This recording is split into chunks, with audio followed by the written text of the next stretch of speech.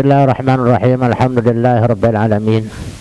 Wal aqibatu lil muttaqin wala udwana illa 'alal zalimin. Wassalatu wassalamu ala asyrafil anbiya'i wal mursalin sayyidina wa habibina wa syafi'ina wa maulana Muhammad wa ala alihi wa ashabihi wa man tabi'ahum bi ihsanin ila yaumiddin. Amma ba'du. Subhanaka la ilma lana illa ma 'allamtana innaka antal alimul hakim. Rabbi shrah li sadri wa yassir li amri wa hlul 'uqdatam min lisani yafqahu qawli wahdi qalbi wa saddid lisani bihaqqi sayyidina Muhammad. Allahumma inna nas'aluka al-futuh wal munu war rusuh wa salahal jasad war ruh wa taubatan nasuh. Qala al-muallif rahimahullahu ta'ala wa adama an-naf'a bihi wa bi'ulumihi wa bikum fid dharain amin. Qala radhiyallahu ankum. Kita masih membahas masalah dalil ijmali. Wad dalilul ijmali huwal ma'juzu an tafsirihi wa dafa'a syubhahu.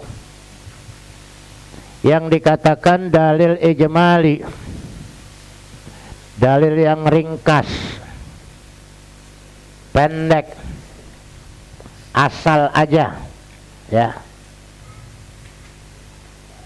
Huwal ma'juzu an tafsirihi, yaitu yang dianggap lemah daripada penafsirannya. Kemampuannya hanya segitu aja. Dia tidak bisa membahas atau menafsirkan lebih luas lagi.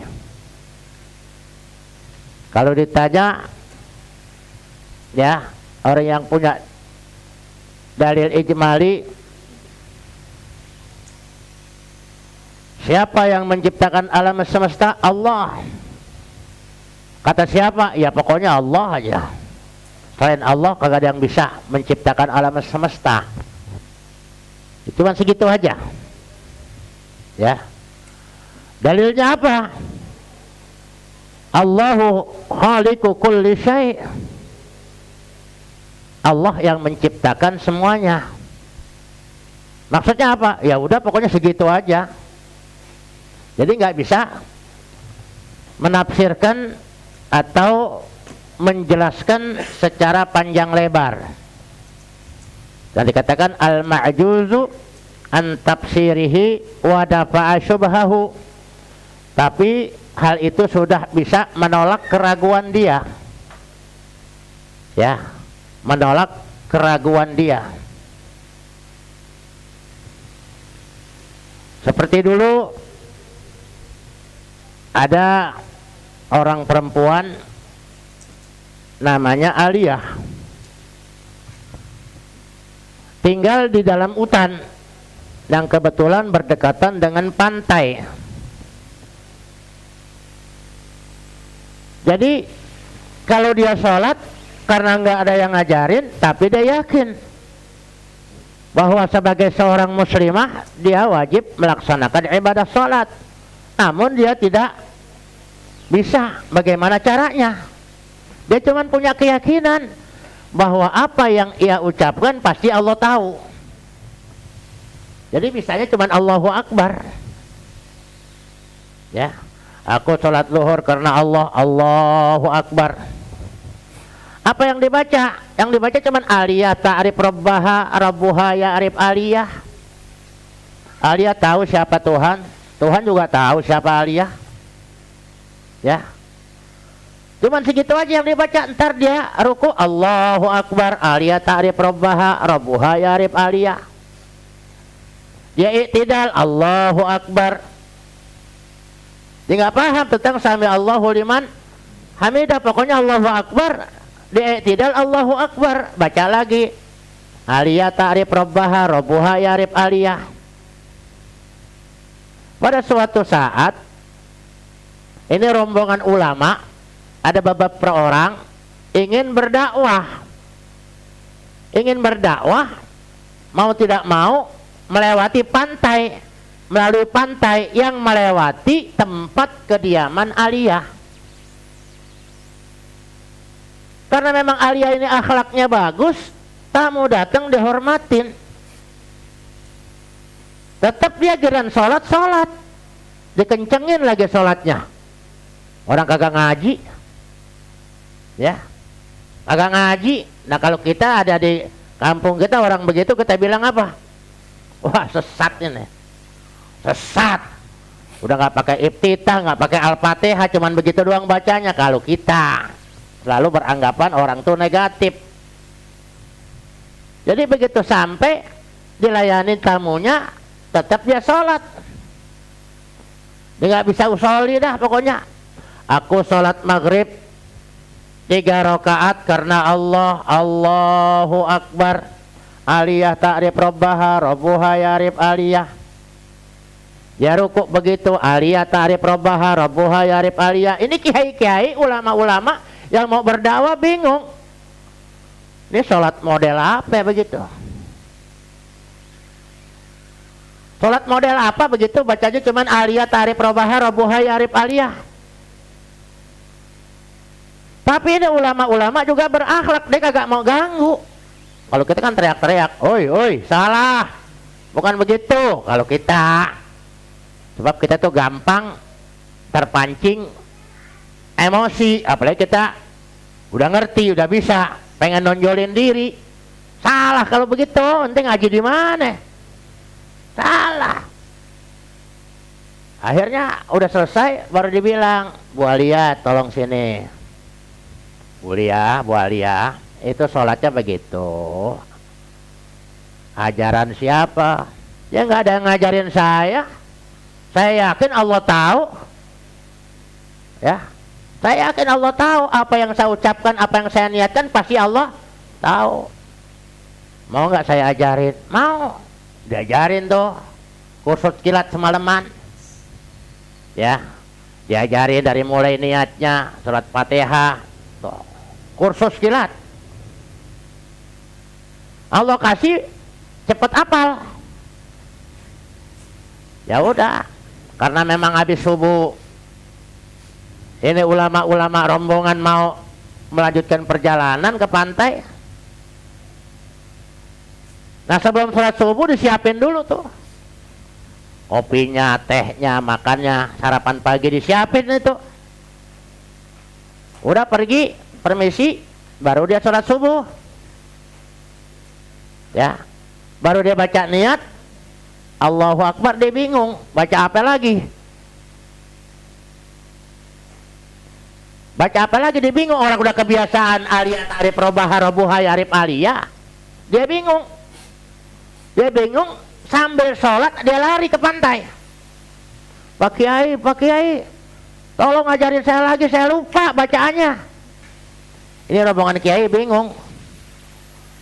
Lihat Ibu Aliyah ini jalan di atas air.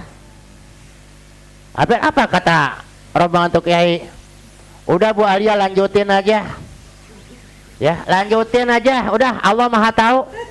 Ini Kiai bingung. Lu bacanya begitu aja bisa jalan di atas air.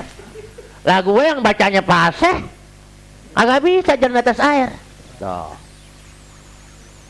Suatu keistimewaan, kemuliaan yang Allah berikan kepada orang yang begitu yakin. Dia nggak bisa berdalil, pokoknya Allah tahu aja. Udah bilang gitu doang. Pokoknya Allah Maha tahu. Agak bisa diragukan lagi, pokoknya Maha tahu. Udah begitu aja. Ya. Wadafa'a syubhahu, itu bisa menolak tentang keraguan-keraguan bahwa alam semesta ini pasti ada penciptanya. Penciptanya tidak ada lain kecuali hanya Allah.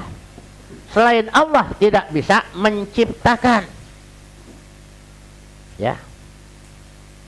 Kalau ada orang pertanyaan, orang-orang ateis selalu cari-cari masalah. Yang ciptakan Allah siapa? Kalau Allah ada penciptanya, munculnya tasalsul. Lebih dahulu mana telur sama ayam? Ya kan? Telur keluar dari ayam. Ayam keluar dari telur. Begitu terus tuh tasalsul, lebih dulu mana rebung sama bambu? Kan? Kan timbulnya tuh tasalsul. Ntar yang menciptakan itu siapa lagi? Terus begitu, nggak ada habis-habisnya. Makanya kita putuskan mata rantai bahwa tidak ada segala jenis pencipta kecuali hanya Allah. Udah putus sudah. Kalau ada orang bertanya, Allah, siapa yang menciptakan Allah? Allah tidak ada yang menciptakan, sebab Allah Sang Maha Pencipta. Tidak mungkin Sang Maha Pencipta diciptakan oleh sesuatu yang lain. Itu yakini. Jangan sampai ada keraguan. Makanya dikatakan wadafa'a syubhahu. Fa idza qila laka, kalau dikatakan kepadamu, kalau kamu ditanya ala wujudihi ta'ala, dari mana kamu tahu adanya Allah Ta'ala? Fakulta, maka engkau mengatakan al-alam, yang menunjukkan adanya Allah Ta'ala adanya alam. Sudah kita bahas apa itu alam? Sesuatu yang berubah-ubah namanya alam. Al-alam kulluha mutaghayyirun. Alam itu semuanya berubah-ubah. Dari gak ada menjadi ada. Ya. Kayak kejadian kita ini, alam yang paling dekat diri kita. Dulunya kita ada apa enggak? Dulunya kita enggak ada. Maka diciptakan oleh Allah dari saripati tanah. Alladzi ja'ala, yang telah menciptakan manusia min sulalatim min tin, dari saripati tanah. Wa ja'ala naslahu mimma immahin, dan kemudian anak keturunannya, naslahu itu anak keturunannya, terbuat mimma immahin, dari air yang hina dan menjijikkan. Hina dan menjijikkan. Kok jijik sih? Ya coba aja. Kalau habis keluar cairan tangan kita belepotan, langsung disiapin nasi uduk kita makan. Yang lihat bilang apa? Jorok. Ih, tangan belepotan langsung makan. Oh, kan gitu kan? Dianggapnya apa? Jijik. Ya. Allah yang bilang, wa ja'ala naslahu min sulalatim mimma immahin, dari saripati tanah, yang kemudian jadi sperma, dimakan makanan dari tanah oleh bapak kita jadi sperma, dimakan oleh ibu kita jadi sel telur. Bertemulah sel telur tuh jadi nutfah, nutfah jadi mudghah, mudghah jadi alaqah, terus dibungkus alaqah itu oleh daging-daging. Nah, kemudian 4 bulan ditiupkan ruhnya, baru bisa bergerak-gerak. Kata yang lagi hamil, ini anak mau jadi pemain bola kali, dendang melulu. Ya. Bergerak-bergerak tuh setelah 4 bulan Allah setelah tiupkan ruhnya. Terus proses. Sampai 9 bulan 10 hari pada umumnya. Ada gak yang lebih dari itu? Ada. Imam Syafi'i dalam kandungan 4 tahun. Nah kalau kita 4 tahun di sini, udah nggak tahan, lebih dari 9 bulan 10 hari kita buru-buru sesar, ya kan, takut terjadi apa-apa. Padahal Allah yang akan memudahkan jalannya, summas sabila yassara. Sebetulnya nggak usah sesar-sesar, Allah kasih mudah jalannya, biar lubangnya kecil muat. Oh, kalau udah keluar dimasukin lagi muat? Agak bisa. Kalau lagi dalam, biar lubang kecil, anehnya kok bisa muat tuh, padahal palanya gede banget tuh. Kalau Allah kasih kemudahan, ya summas sabila yassara, kemudian Allah mudahkan jalan keluarnya. ngeden dikit, prot keluar. Tuh. Udah keluar bisa dimasukin lagi, padahal dengan lubang yang sama, dengan ukuran yang sama bisa. Kagak bakal bisa. Sesuatu yang udah keluar agak bakal bisa dimasukin lagi. Itulah kuasa Allah. Kalau tidak yang maha kuasa, mana mungkin seperti itu. Dari mulai kagak ada, Allah ciptakan bahan-bahan dari ini, muncul kita. Apa kita begitu keluar bisa lari? Bisa jalan? Bisa nggak? Nggak bisa. Kalah kita mana kambing. Anak kambing begitu pot keluar, kotek sebentar segala macam, dia bisa diri.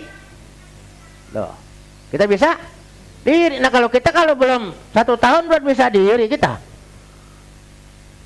ya udah langsung jalan tuh. Coba lihat, kalah kita tuh sama kambing, kalah. Kambing begitu cerot, langsung beberapa jam kemudian udah bisa bergerak. Walaupun jalannya dirinya masih sempoyongan, dia jalan. Loh, nyari makan sendiri. Nah kalau kita disuapin dulu, sebelum ada makanan ditetein dulu. Udah rapi teteknya, baru dikasih yang kerasan dikit. Ya, yang kerasan dikit, baru yang lebih keras lagi dikit. Dan seterusnya. Coba manusia jatuh, apa namanya? Kita jatuh dari 2 meter jatuh, bisa langsung lari kita. Jatuh, agak ngurut-ngurut kaki dulu, ya kan? Suruh jalan kagak bisa, diri aja kagak bisa. Kenapa? Ada yang keselio. Coba cicak begitu jatuh, cicak dari ketinggian begitu jatuh langsung lari. Tuh, itulah kelemahan manusia. Makanya manusia kagak boleh sombong. Wa khuliqal insanu dha'ifa. Manusia diciptakan itu dalam keadaan lemah. Selalu dibantu orang. Lahiran dibantu orang, mandiin dibantu orang, pakaiin baju dibantu orang, semua sampai mati dibantu orang. Maka bisa kita hidup sendirian. Karena kita nggak bisa hidup sendirian, makanya kita disuruh saling berbuat baik. Sebab kekurangan kita bisa ditutupi daripada kelebihan orang. Kelebihan kita bisa nutupi kekurangan orang. Itu yang ada, saling menutupi. Manusia itu sifatnya saling membutuhkan. Gak bisa mentang-mentang, ya sekarang aja kita lagi gagah-gagahnya, mentang-mentang. Coba ingat dulunya, apa sendirian kita? Gak bisa sendirian. Makanya yang punya dalil ijmali cuman mengatakan tidak mungkin alam ini ada dengan sendirinya. Kalau alam ada dengan sendirinya, maka mustahil, akal gak nerima. Kenapa akal nggak nerima? Berarti tidak ada Sang Maha Pencipta. Inilah paham-paham ateis, orang yang nggak percaya adanya Tuhan, nggak percaya adanya Sang Maha Pencipta. Dianggapnya kita ada lantaran ibu bapak kita. Bapak ibu kita dari mana? Dari kakek nenek kita. Kakek nenek kita dari mana? Dari buyut kita. Terus ke atasnya mentok di Nabi Adam, ya. Nah sebelum Nabi Adam keluar dari Siti Hawa. Siti Hawa dari mana? Diambil dari tulang rusuknya Nabi Adam. Nabi Adam dari mana? Nah kalau kita urut-urut seperti itu, maka orang-orang bodoh saja yang tidak mengakui adanya Allah Sang Maha Pencipta. Ya, itu bisa diterangkan. Apa itu alam? Al-alam kulluha mutaghayyirun. Yang berubah-ubah namanya alam. Wa kullu mutaghayyirin hadithun. Dan setiap yang berubah-ubah namanya baharu. Arti baharu ada awalnya. Jadi kalau dalam ilmu tauhid dikatakan baru, itu dikatakan ada awalnya.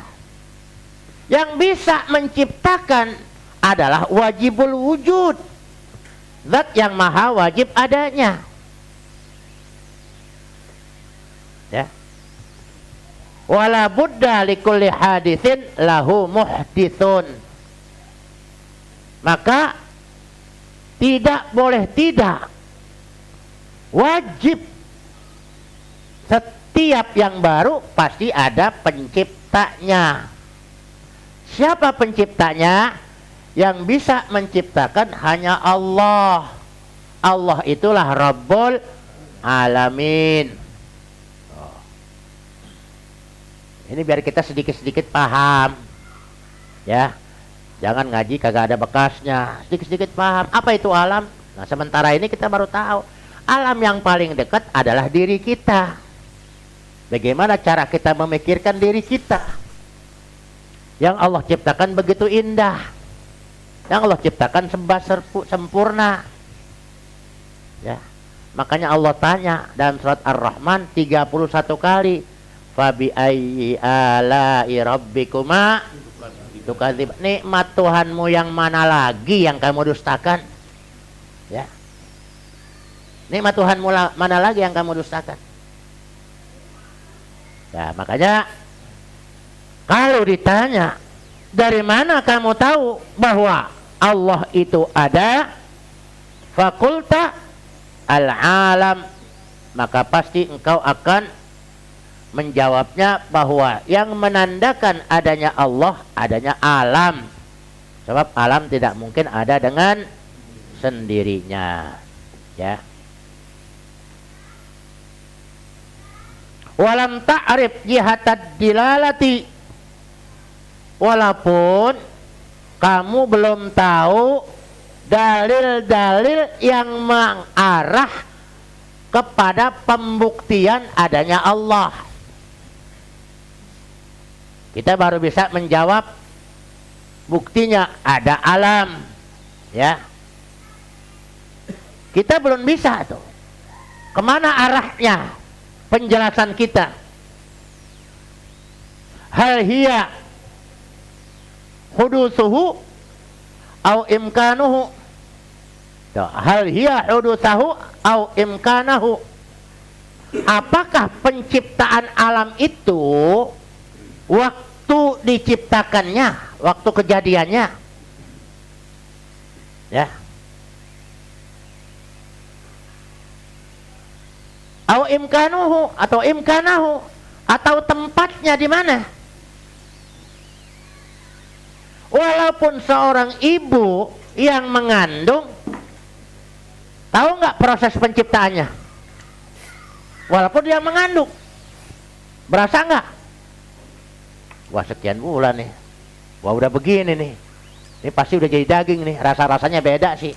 Loh, tahu nggak kita begitu? Yang tahu kejadiannya adalah tim dokter ahli kandungan yang sekarang bisa di USG, dilihat perkembangannya.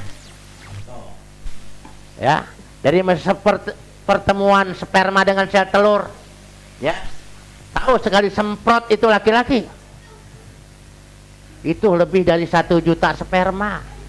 Bentuknya gitu kayak apa namanya, lalarian itu, ya. Sekali semprot jutaan bahan manusia, yang ketemu cuma 1. Yang mana yang ketemunya dengan sel telur? 1. Setelah ketemu dikunci fi qararim makin, di tempat yang kokoh, baru diproses. Ini udah dikunci ini, ya. Makanya kalau ada orang berpendapat anaknya lemah, wah kurang cairan itu, kurang oli. Ini udah ditutup, udah kagak ngaruh lagi, ya, udah kagak ngaruh. Itu olinya nyemprotnya di pintu, agak ikut campur lagi tuh, ya. Campur lagi segala macam, itu udah repot. Ini udah begitu sperma dengan sel telur menyatu, kan, langsung sini bergulat, kemudian dimasukkan fi qararim makin, dikunci sama Allah, nggak boleh diganggu gugat. Jadi salah besar kalau orang berpendapat begitu, wah anaknya lemah. Palanya nggak ada rambutnya, kurang oli itu katanya. Ya, kurang oli. Ini nggak ada kaitannya, saudara. Itu cuma pendapat-pendapat orang aja, mitos yang nggak bisa dibuktikan secara ilmiah. Bab udah itu, baru diproses itu. Di nutfah, jadi mudghah, jadi alaqah, itu udah tersendiri, diproses sendiri itu. Nggak ada kaitannya lagi. Walaupun seorang ibu yang mengandung, tahu nggak kejadiannya kayak apa? Tahu nggak besok lahirnya di mana? Walaupun kita udah daftar di satu rumah sakit, belum tentu lahir di situ. Banyak orang-orang mau menuju rumah sakit, akhirnya beranaknya di becak, akhirnya beranaknya di angkot. Padahal udah daftar dari sekian bulan, udah daftar di rumah sakit itu, BPJS-nya udah diatur. Kagak keburu, tahu-tahu berojolnya di angkot. Apa kita tahu tuh tempatnya di mana? Ya, nggak tahu kita. Kita terima beres saja. Ya, kita terima beres. Walaupun kita nggak tahu. Ya. Huma, atau keduanya kita nggak tahu, kejadiannya nggak tahu, tempatnya di mana kita nggak tahu. Ya. Arabtaha, kita tahu, tapi walam takdir ala fakki syubhati, tapi kita nggak tahu, belum paham bagaimana cara membedah keraguan itu supaya tidak ragu-ragu lagi. Nggak tahu caranya kita, belajarnya lama. Ya. Nah, seusia begini kita mempelajari hal seperti itu lama. Kapan nyampenya? Yang penting terus kita jalanin. Ya. Bahwa dalilun ijmaliyun, itulah yang dikatakan dalil ijmali. Paham kan? Jadi pelan-pelan. Lah memang ribet. Ya, memang ribet. Jadi harus terus teliti perlunya ngaji. Seandainya sampai mati belum paham juga, kewajiban kita udah gugur. Kenapa kamu nggak ngaji tauhid? Saya udah ngaji, ya Allah. Kenapa masih bodoh? Ngaji aja masih bodoh. Bagaimana kalau kagak ngaji? Tuh.